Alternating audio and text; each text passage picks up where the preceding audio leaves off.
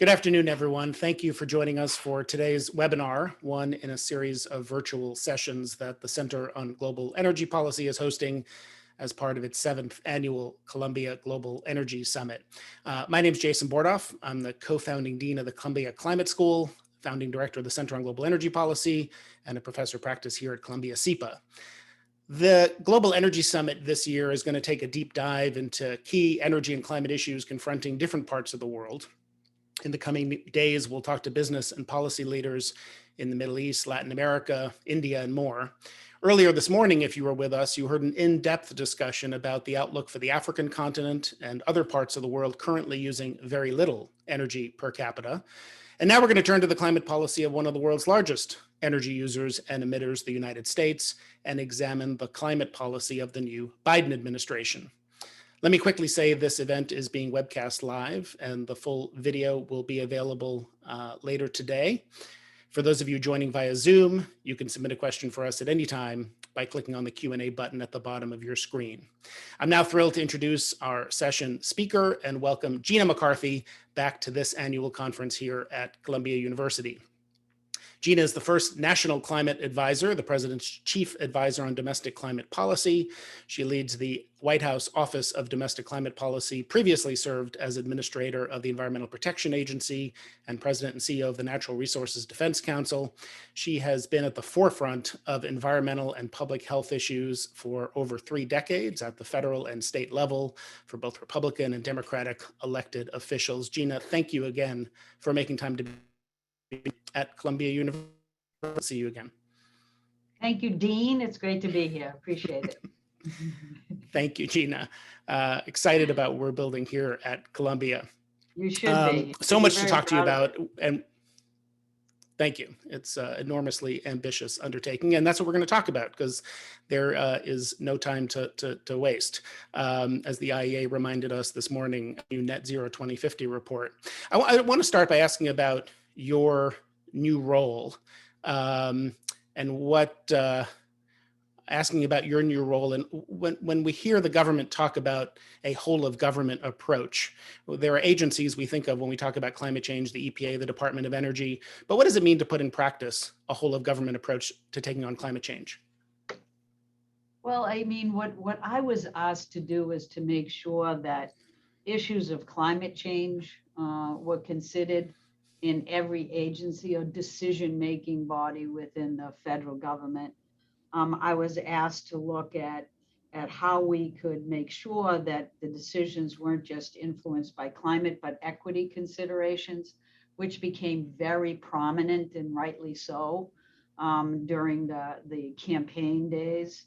And lastly, to make sure that as we're moving out of the pandemic, this whole of government approach was how to rebuild our economy, how to jumpstart it and move it forward. So climate had to be a consideration in that effort as well as equity, but jobs needed to be a prominent mover of the decision making. And so as we looked at the opportunities, I think what we saw was the whole of government approach was basically to take the opportunity we had to bring all of the decision-making bodies at the federal level into a task force so that we could begin to explore how we consider not just that transportation is about transportation, but how do you look at building your transportation system and investing it in a way that grows jobs, becomes more resilient, recognizes the adaptation and resilience investments that you need to make, and how do you do that in ways that grow the overall economy. So it became an effort of saying that it's great if you can pat your head, but rub your belly at the same time.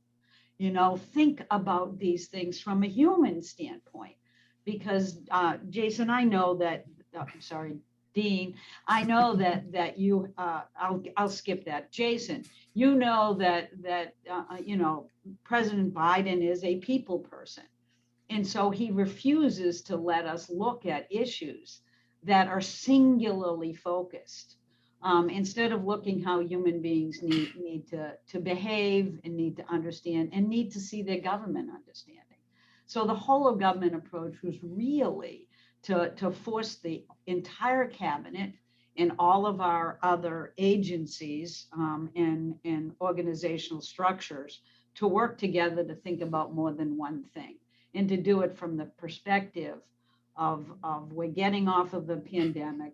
Let's focus on science. Let's focus on rebuilding the economy. And a major focus clearly is on clean energy, just getting there as fast as we can and rebuilding both our jobs and our economy as a way to do it. Let me ask you two quick follow-ups just on two aspects of what you just said. Yep. One is about jobs. You and the president often say when you think climate action, you think jobs. Yeah. Your critics will say that's easier said than done. They might even suggest the Obama administration overpromised on green jobs. What do you say to that, and why is this time different? You know, I don't think we're even using the term green job anymore. This is just jobs, you know, and I think there's no question that people will be critical of this, but I don't think that it's an entirely different conversation than we had during the Obama administration. Because during the Obama administration, we were arguing about whether climate change was real. Now, we weren't, but we were arguing with people who insisted that that was still an open question. I don't hear that anymore. You know, really the question is, what can we afford to do? And part of what I bring to the table is what can't we afford to do?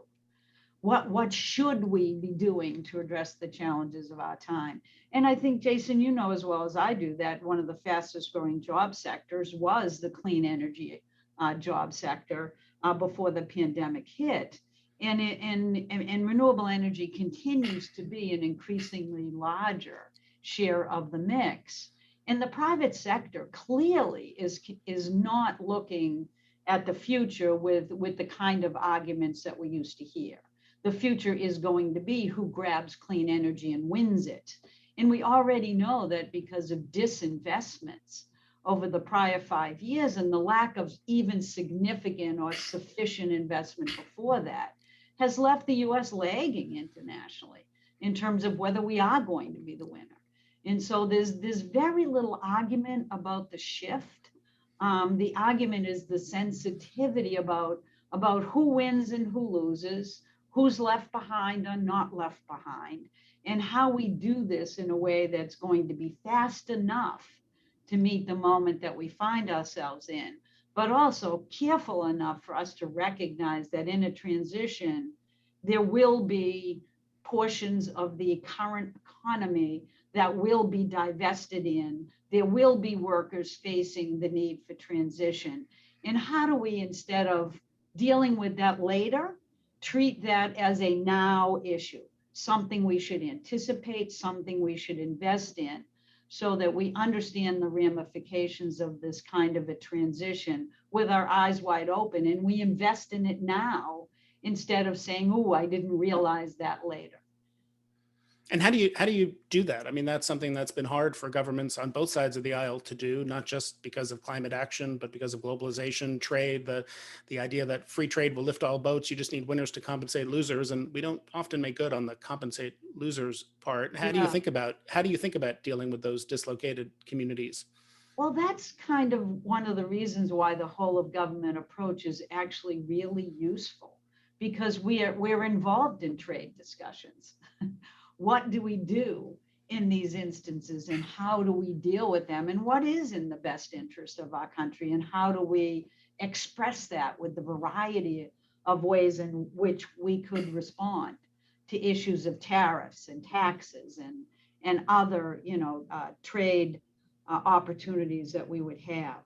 And so, when you say how do we deal with it, the interesting thing about President Biden is that, during his campaign, he really made a significant number of promises that then he handed off and we have to now deliver. He didn't leave it all hanging out there and saying, no, just let's think about this.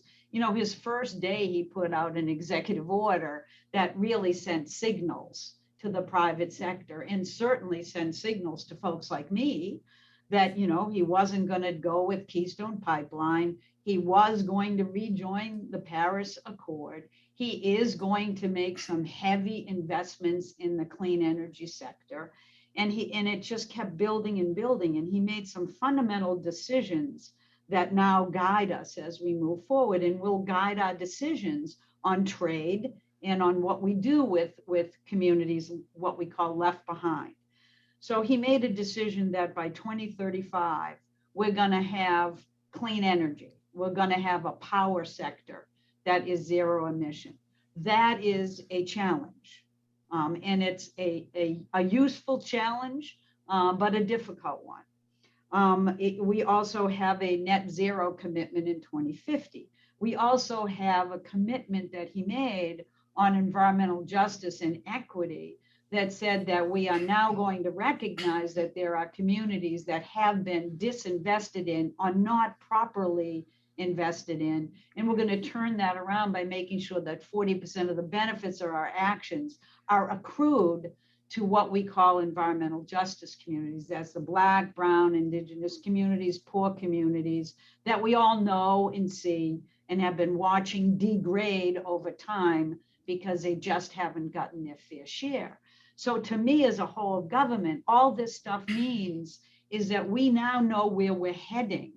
And we know also that there was basically a directive that said there are going to be job transitions. There already have been. So you're going to actually acknowledge that.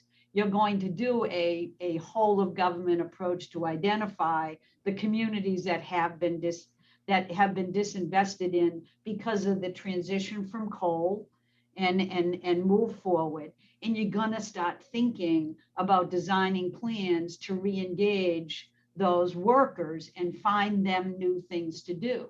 So out of the gate, we had to find millions of dollars to actually support a transition of a lot of the coal industry jobs that were in Appalachia and in Montana and in Wyoming. I mean, we're talking all over the place, frankly, and start thinking about how we put those workers to work in abandoned oil and gas wells or abandoned coal mines, because the benefit is obviously a climate one. You can reduce the methane, but it also is the exact same skill sets in the communities where they live.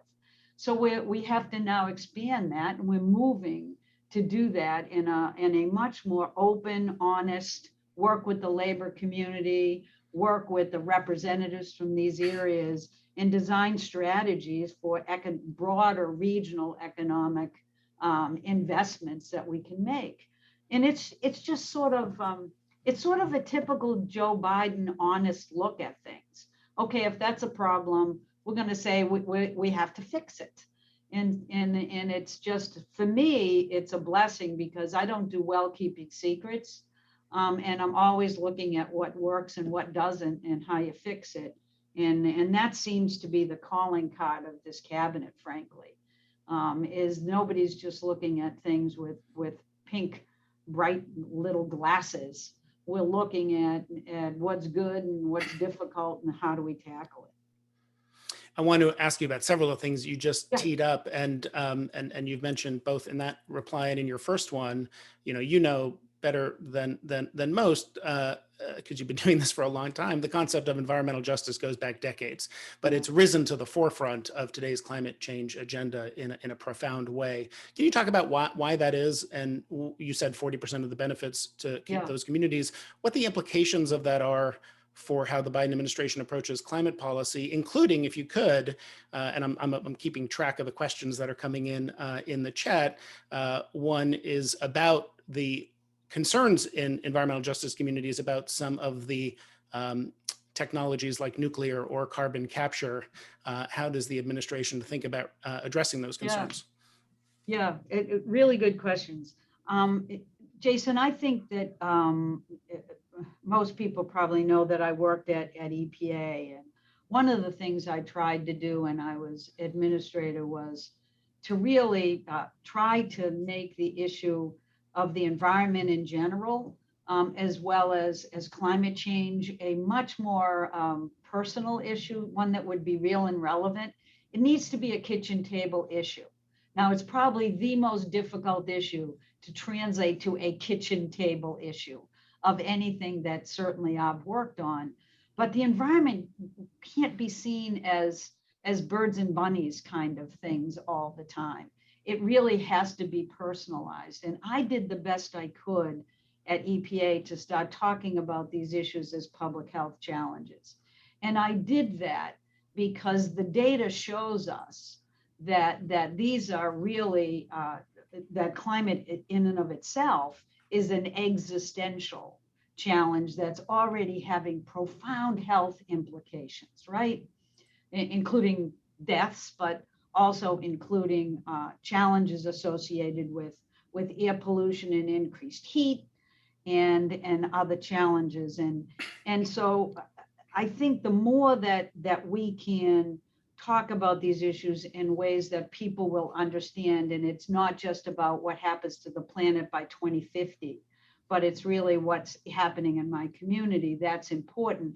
And environmental justice is a very clear way of showing both the health impacts and the inequities of those impacts from conventional pollutants, because they hit the poor and communities the hardest, but also climate change. They are the ones least prepared with the least resilience opportunities.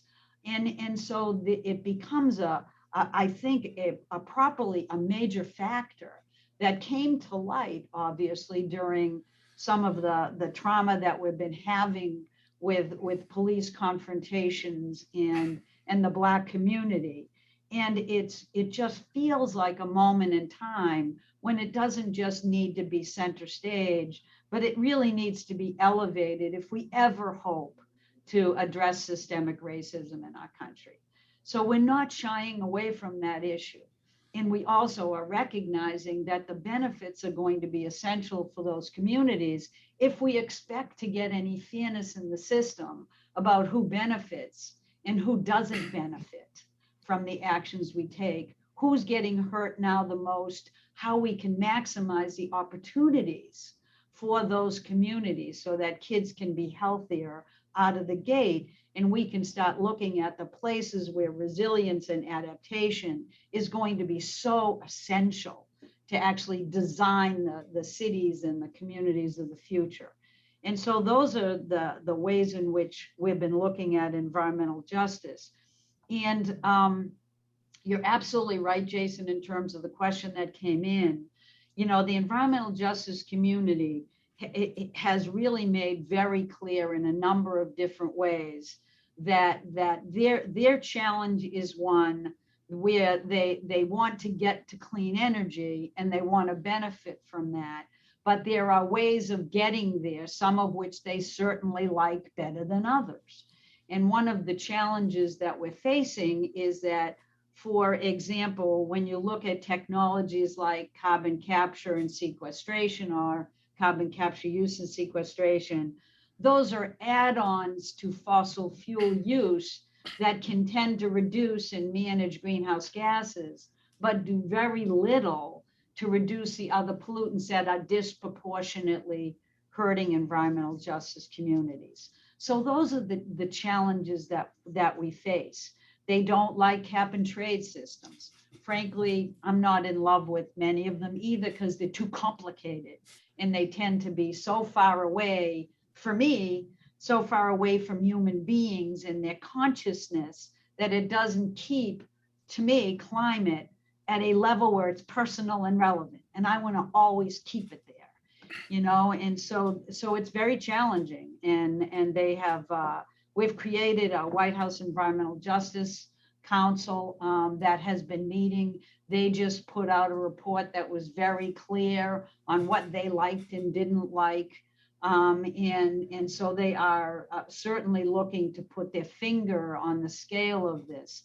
Now, Jason, as you probably know, the president is interested in an all of the above strategy. He really wants to make sure that we have options and opportunities.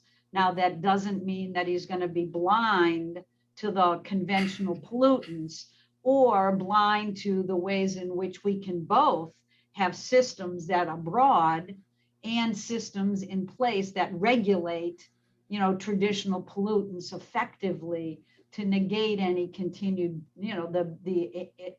what I would say is the discriminating burden that some people have felt. But it is going to be one of those issues we're going to have to work through. And there are folks that like some and don't like others. And I recognize that. I'm probably one of them. I have my favorites too.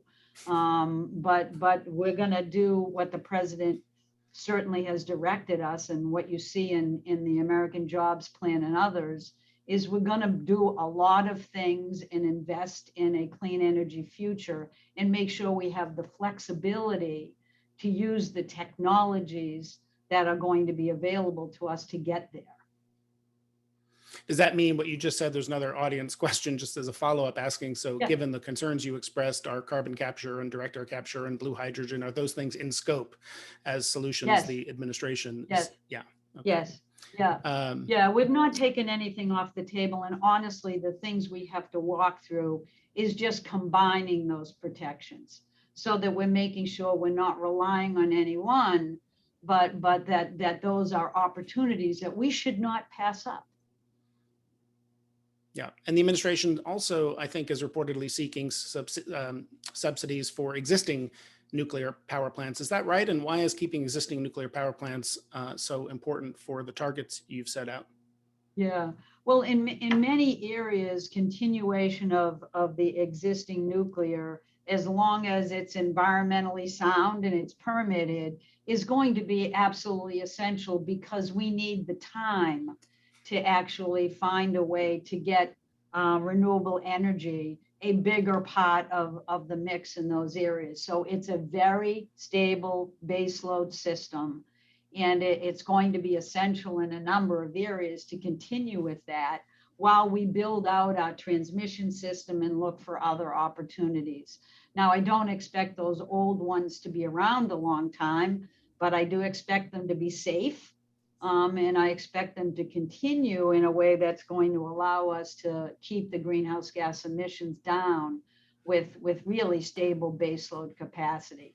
The one thing that we're not going to give up or keep our eye off of is the resilience we need in the system, the certainty that we need in the system, and the affordability of it. So we have to make sure that those base loads are covered, and certainly nuclear and other facilities and ways of generating electricity are going to be important to continue with. And so we're not going to look at this naively and start saying, let's shut stuff down and shift over. We're going to do it in a deliberate but expedited way. And there are several questions about how the administration will achieve the targets it set out. Very ambitious, at least 50% emission cuts by 2030. Can you sort of talk through what the key pieces are of how one gets that level of emission reductions in the next decade, and how much is at the federal level, the state level, what's done with regulatory authority, what requires Congress, and then we'll come to what's going to be possible with this Congress. Well, I mean, one of the challenges that we had, Jason, was that when we rejoined Paris, we had to do a 2030 commitment. Now we think we've done pretty well with the prior two. We'll see whether the 2025 actually gets where we need it to be or not. It's close, but we felt pretty strongly that we had to look as carefully as we could, with our eyes wide open, to the direction of the president in terms of where he wants to see us land. How can we get on a trajectory to net zero by 2050? How do we get on a trajectory to get the power sector clean by 2035? What are we looking at for opportunities in our transportation sector? How do we look at our buildings differently? And what's the capacity that already exists in terms of technologies that we can draw on? We looked at our industries, because industry is far behind And Lord knows we need manufacturing in this country again, and we need to grab back supply chains that were ceded to other countries. And to do that, we have to look at opportunities for hydrogen or CCUS and others to actually come into play in those areas. And then we had to balance that off by looking at how do we use, smart technology in the ag sector to actually capture more carbon, or in our forests or our oceans.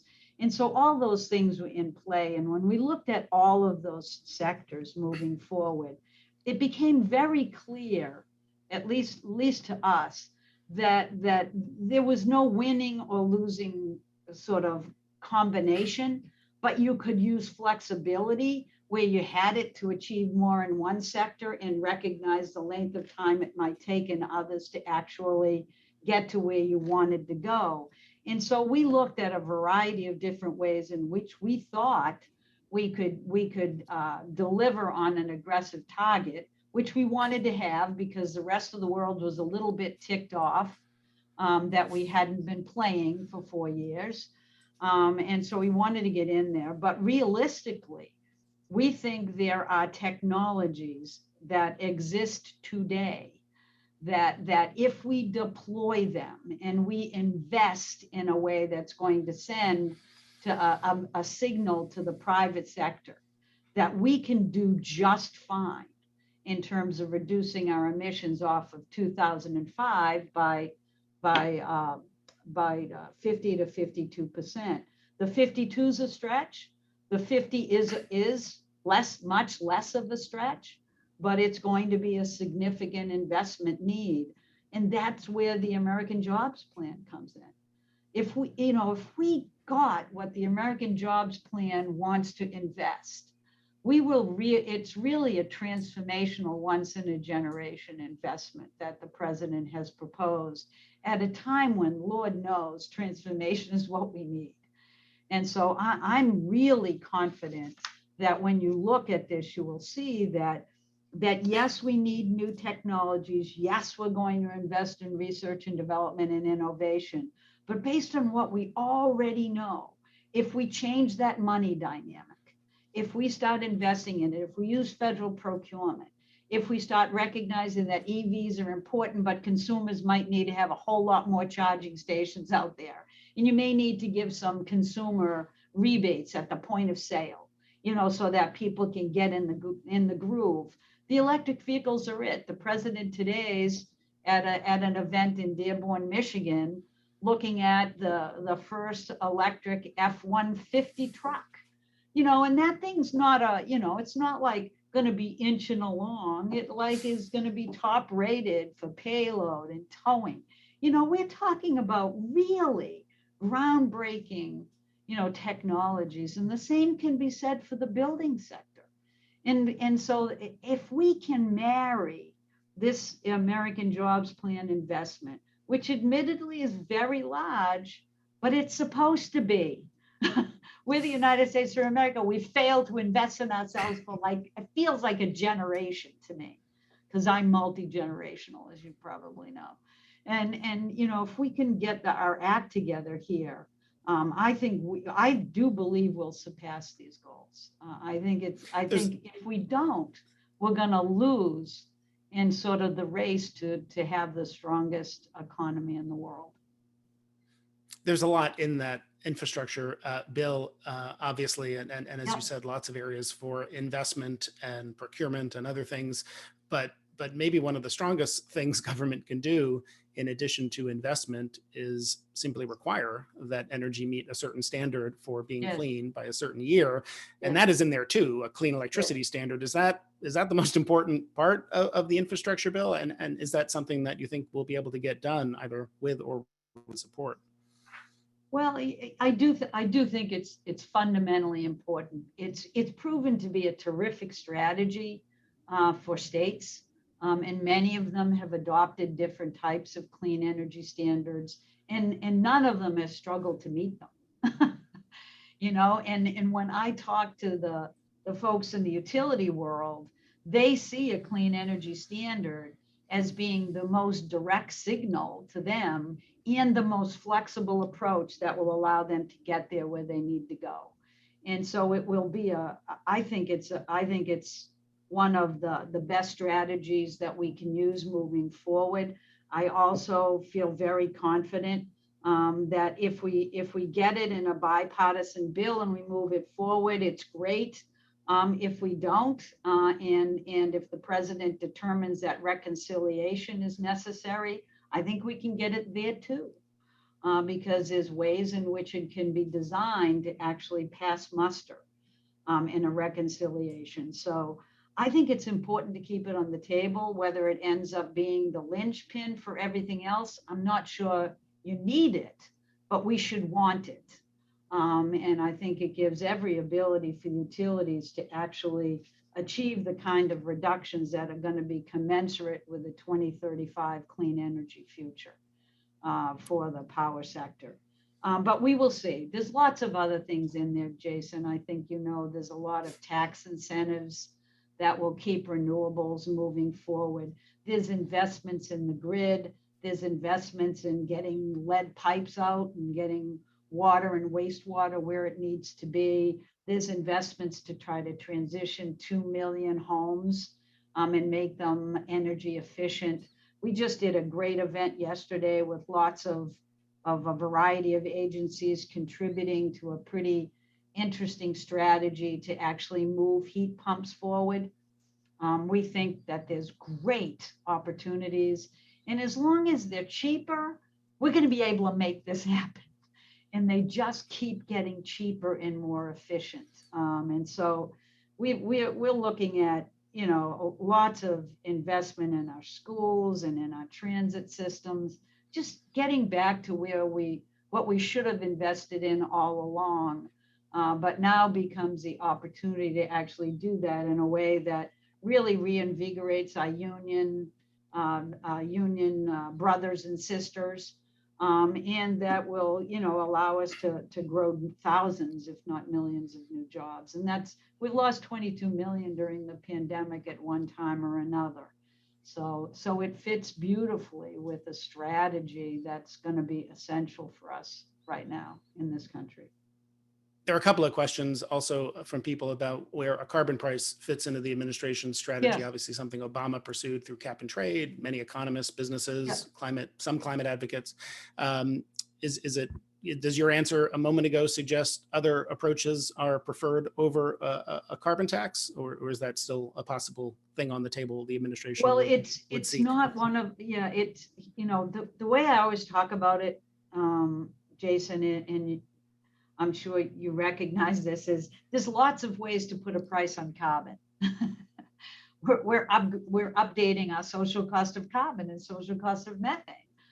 That's one way to do it. Regulation is another way.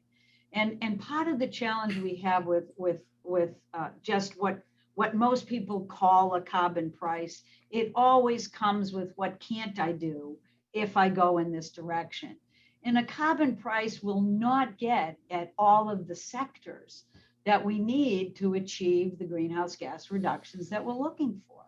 It just will not send the signal in some of the markets that are more elastic. And so, if we go with a carbon price, which maybe Congress will want to pass, which I think that's terrific, but don't tie that to a string of other things that we cannot do, or investments we cannot make. And if so, I'm not disputing that a carbon price can't be beneficial. I'm just suggesting that there are many ways to put a price on carbon. And if you want to put a direct price on carbon through a congressional mandate, we will not appreciate that it ties our hands in other sectors in terms of our ability to more directly regulate.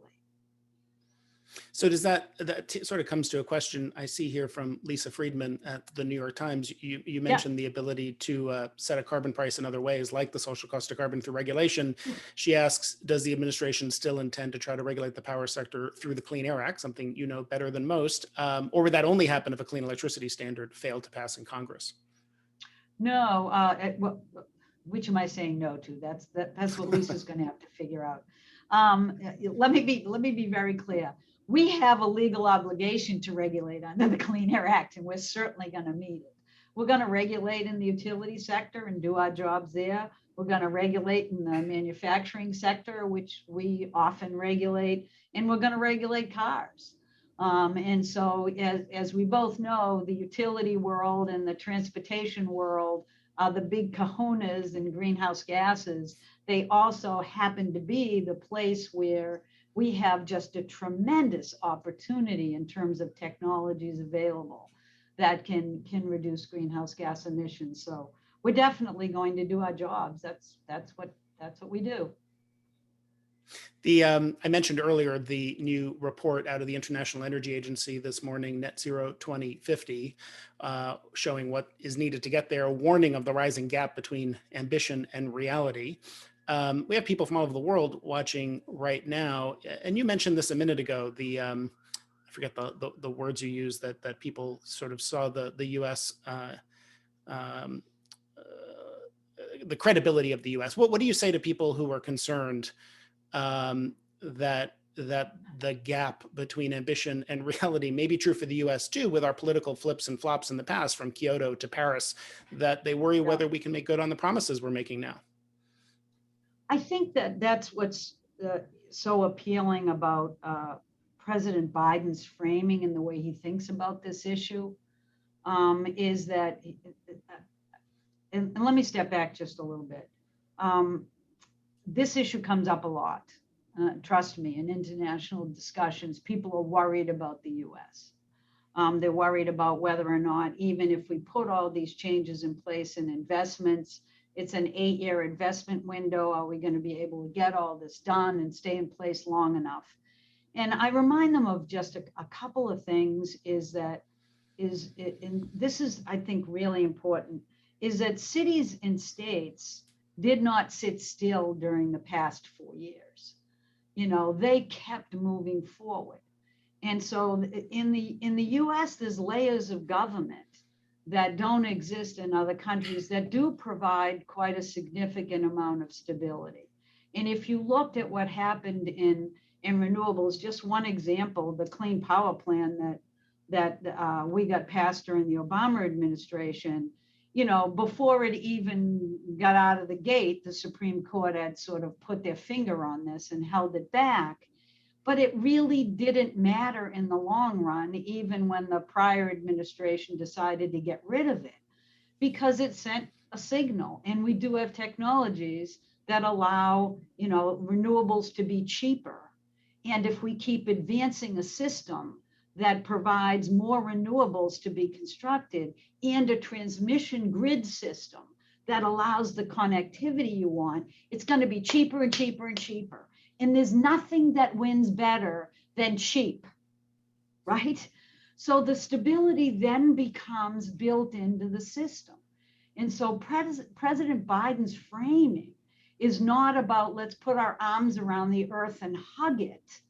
It's let's figure out how our system achieves a more stable and safe and healthy future, but do it in a way that builds the infrastructure in the economic system that will make it benefit both by growing jobs and by delivering houses that are less expensive to live in, communities that are safer and more connected, places where people can get to work and get home again, you know, technologies that perform better, you know, moving forward. This is not a sacrifice zone, folks. So that's why I think there's a lot of opportunity for us to both talk about the challenge of net zero 2050 and not be shy about it, but also to be enormously hopeful that as the private sector engages and the public sector does its job to invest in innovation and to send the right signals about what we value and what we want, if we build it into the system, it will not be taken down. And so I do think we have every ability to go further and faster than all of our gurus in all of our universities, including this one, who are brilliant, but we never anticipated that renewables will go as fast as they did before. I think you're going to see the exact same thing with the technologies we're looking at that will get us to that 50 to 52% reduction in 2030. And I think we'll do better. We just have to build the system that lets that happen. Is interested in you said it's not a sacrifice zone, I think was the phrase used a minute ago. And one of the things I thought was interesting in the IEA's report this morning were behavioral changes. About air conditioning temperature and heating temperatures might need to be moderated. Maybe people put on a sweater. The number of households without cars go up. People in cities shift from cars to cycling. Is there going to have to be personal behavioral change and some sacrifice? I don't know, Jason, that sweater thing reminded me of President Carter. I don't want to go there. I think what we really need to recognize is that we'll need more air conditioners because it's going to be hot. And so how do we get air conditioners? First, using different types of chemicals, which we're doing on the HFC front, but also even going further than that, obviously. And ground source heat pumps don't just heat homes, they air condition them. And so there's ways in which I think even technology in that arena will get better and better. So I forget your original question because I got so captured in seeing President Carter put his sweater on, his cardigan sweater in the fireplace. That sacrifice just doesn't act as a behavioral stimulus that really works. I do think, as time goes on, you'll just see, for example, if you've driven an electric vehicle, you'll realize the performance of that vehicle is so much higher than the performance of a combustion engine. It's not even close. It's an experience that's very different. And so you're right, there will be investments like in transit and others where people will be able to get where they need to go in different ways. And I think they'll be choosing those, not have them as fallback. And so we just have to be looking at all those opportunities to get people where they need to go in different ways.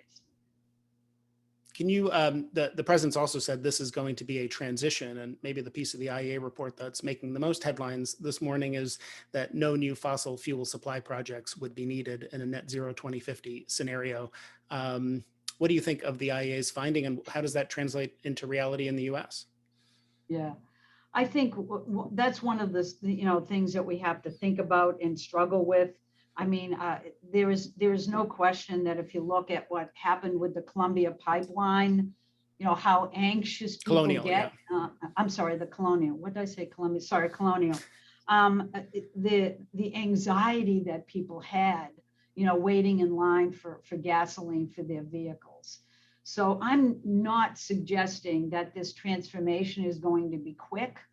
And I'm not suggesting that it's not going to be difficult to get to net zero by 2050. I also know that there are a couple of hundred potential new gas units that are in the pipeline, and we have to think about those because gas is a fossil fuel as well.